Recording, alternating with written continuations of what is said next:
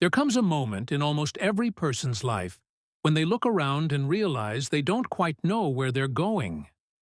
It's a feeling that creeps in slowly for some, while for others, it hits like a wave, sudden, disorienting, and overwhelming.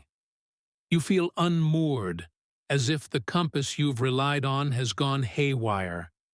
Maybe it happens after a job loss, the end of a relationship, the conclusion of a long-term goal, or even after achieving something you thought would bring fulfillment, but didn't. Regardless of the trigger, the emotion is the same. You feel lost. And in a society that values certainty, direction, and results, being lost can feel like failure. But what if this very state, this disorientation, this pause, this uncertain space, is not only normal, but essential? What if feeling lost is the necessary soil in which true growth takes root? Being lost doesn't mean you've taken a wrong turn.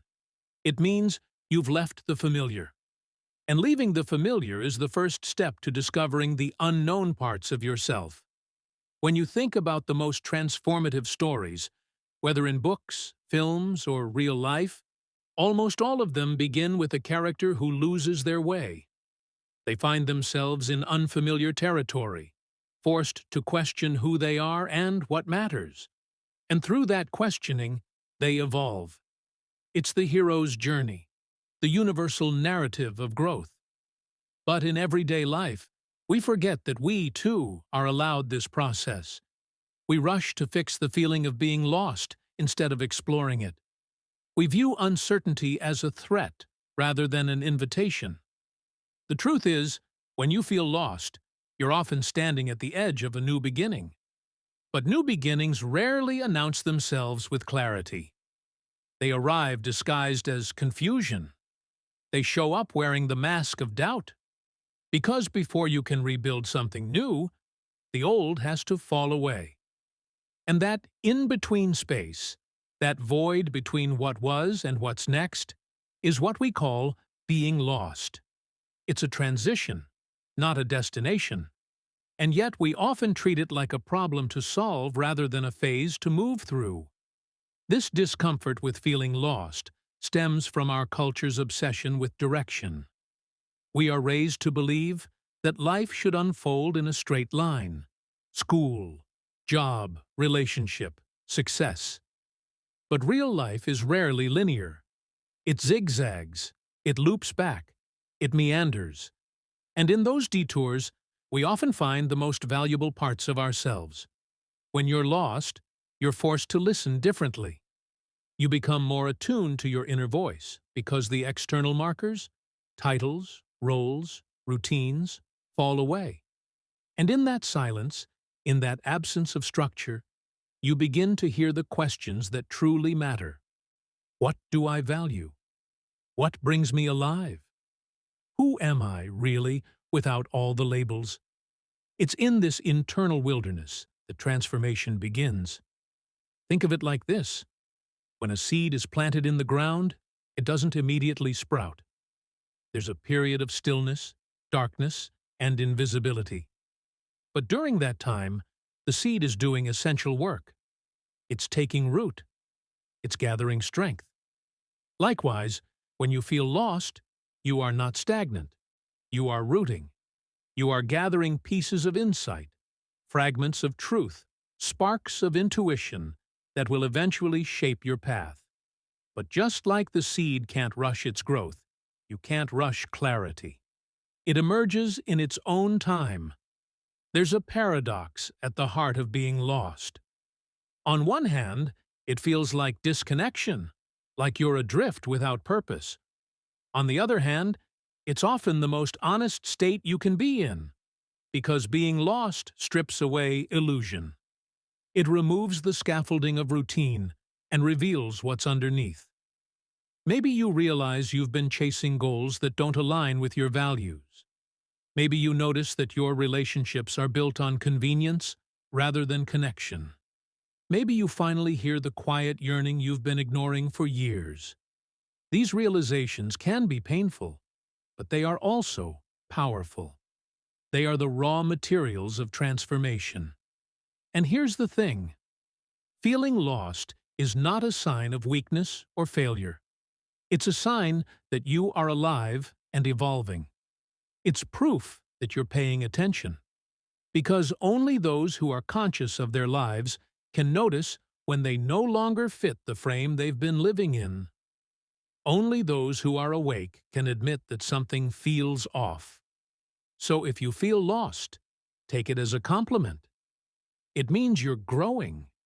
It means your soul is calling you into a deeper version of yourself. One of the most difficult aspects of being lost is the pressure to explain yourself. Friends and family may ask what you're doing next. They may not understand why you've stepped away from the path you were on. But you don't owe anyone a roadmap. You owe yourself honesty. This is your journey. And sometimes the most courageous thing you can do is say, I don't know. There is power in that sentence. It opens space for discovery. It frees you from pretending.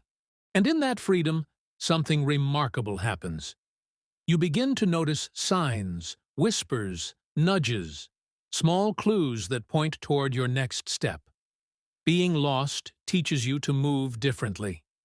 You start to follow curiosity rather than certainty. You take smaller steps, pay closer attention, become more present. You stop living from your head and start listening to your gut. And in doing so, you build a new kind of intelligence, not the kind that comes from plans and projections, but the kind that comes from intuition, resilience, and emotional honesty. Consider this. Every time you've grown, every time you've changed in a meaningful way, didn't it start with a moment of not knowing? Maybe you didn't call it being lost at the time, but the essence was the same. There was a gap between who you were and who you were becoming. And in that gap, there was uncertainty. That's what being lost is, a gap between identities. It's a sign that you are shedding something that no longer fits, even if you haven't yet found what does. In this sense, being lost is not just a phase, it's a sacred threshold. And like all thresholds, it requires reverence. You don't bulldoze your way through it. You listen. You wait. You allow the unknown to work on you. You let yourself be changed. This can be uncomfortable. It can feel slow, directionless, even scary. But it's in this very space that your deepest insights arise. Because when you stop trying to control the outcome, you begin to connect with something larger than yourself. Call it intuition, soul, spirit, or simply a deeper truth. Let's pause here and reflect. What if being lost is not a problem, but a message?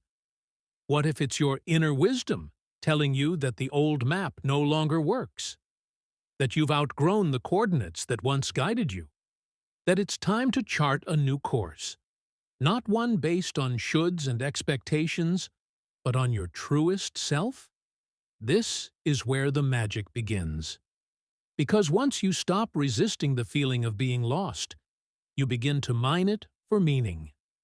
You ask better questions. You sit with your discomfort. You notice what lights you up, what drains you, what lingers in your thoughts when everything else goes quiet. These are clues. They are the breadcrumbs that lead you home, not to who you were, but to who you're meant to become. So where do we go from here? This place of uncertainty, of being untethered. How do we move forward when everything we once depended on feels far away or irrelevant? The truth is, being lost isn't just a single moment or realization. It's a path, a slow unfolding. And the next part of the journey is learning how to walk through this wilderness with openness, with humility, and with curiosity. Because this wilderness, though frightening at times, is also rich with opportunity. When you no longer cling to the illusion of knowing exactly who you are or where you're headed, you create room for something new. something far more aligned with your soul. There's a kind of rebirth that happens here. It's quiet. It doesn't announce itself with fireworks or grand epiphanies.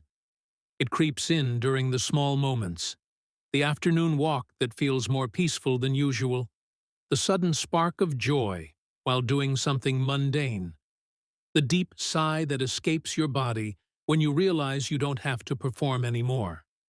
These are signs that you're starting to reconnect with the parts of yourself that got buried under layers of identity, ambition, and expectation. Many people think they need to have a plan before they take the next step. But when you're lost, the step itself is the plan. You don't need to know the whole path. You just need to be willing to explore. Sometimes that exploration looks like trying something new, meeting new people, or traveling to unfamiliar places. Other times, it looks like turning inward, journaling, meditating, sitting in stillness. There's no one right way to navigate this. The key is to follow what feels alive, not what looks impressive, not what others expect, but what sparks a quiet sense of yes inside your chest. This aliveness is your guide now. It's more trustworthy than any external advice or societal blueprint. And yes, it might lead you into uncomfortable territory. It might ask you to quit the job that no longer feeds your spirit. It might invite you to end a relationship that's been safe but stagnant. It might challenge you to speak truths you've long kept buried. But in doing so, it brings you closer to integrity. And integrity, living in alignment with your truth, is what ultimately brings peace, even if the road there is rocky. You may also find that being lost makes you more compassionate.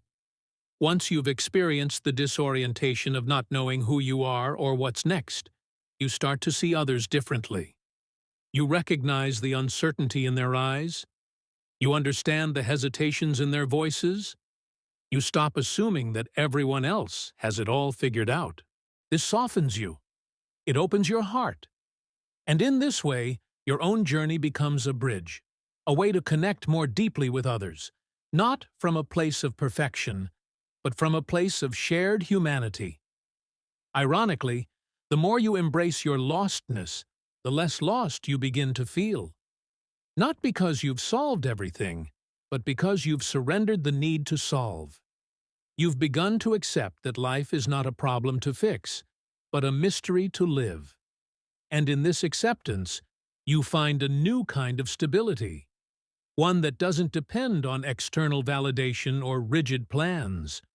It comes from knowing that you can trust yourself, even when the road ahead is unclear, that you can stay grounded in uncertainty, that you can be at home in the unknown. You'll notice, too, that clarity begins to emerge. Slowly, subtly. It won't hit you like a lightning bolt. It will come in whispers, a repeated thought, a recurring dream, a sense of longing that won't go away. These are not random. They are signposts. Pay attention to them. They are your soul's way of guiding you toward what matters. But remember, clarity is not the end of the journey. It's part of it. It will evolve. It will shift. And you'll need to stay fluid, stay curious, stay open. Sometimes, the most important shift you can make is in how you define progress. In our culture, progress is often measured by visible milestones, promotions, achievements, acquisitions. But when you're finding your way after being lost, progress looks different. It looks like getting out of bed on a hard day. It looks like saying no to something that no longer aligns. It looks like reaching out for support instead of isolating. These small acts are not small at all. They are victories. They are proof that you're showing up for yourself, even when it's hard. And that's the heart of this journey, returning to yourself. The version of you that existed before the world told you who to be. The version that felt joy for no reason, that followed curiosity without needing a payoff, that cried openly, that dreamed freely. Being lost strips you down, yes, but only so you can rebuild with intention. Only so you can choose which pieces to keep and which to let go. It's not destruction, it's construction. Careful, conscious, sacred construction. This rebuilding takes time. You won't wake up one day and have it all figured out. You will have days when you feel clear and grounded, and others when you're filled with doubt. That's okay. That's normal. Growth is not linear. Healing is not predictable. You're allowed to take 2 steps forward and 1 step back. You're allowed to feel lost again, even after you thought you were found. Because the truth is, we don't get found once and for all. Life is a series of unfoldings. Each phase requires a new version of you, and with each version comes a new period of uncertainty, of becoming. What changes is your relationship to that uncertainty. The first time you feel lost, it's terrifying. You fight it. You resist. You question everything. But over time, you learn to trust it. You learn that lostness is not the enemy. It's the invitation. It's the space in which your next self is forming. And the more you embrace that, the more graceful your journey becomes. Not easier, perhaps, but more infused with meaning, more anchored in truth, more alive. Eventually, you may even come to welcome these periods of lostness, not because they're comfortable, but because you understand their purpose. You recognize the gifts they carry, the wisdom, the growth, the stripping away of what no longer serves you, and you begin to see them not as detours, but as necessary rites of passage, because without them, you would stay small, you would stay safe, and your soul did not come here for safety. It came here for expansion. So let yourself be lost.